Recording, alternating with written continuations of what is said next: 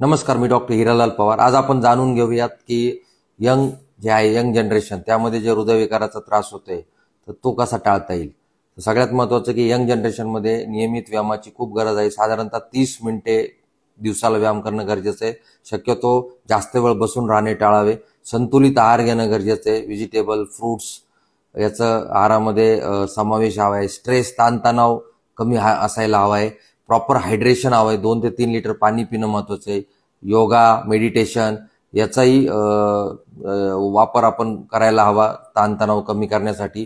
Smoking, alcohol, tobacco use, गुटखा या पदार्थांपासून आपण वाचलं पाहिजे।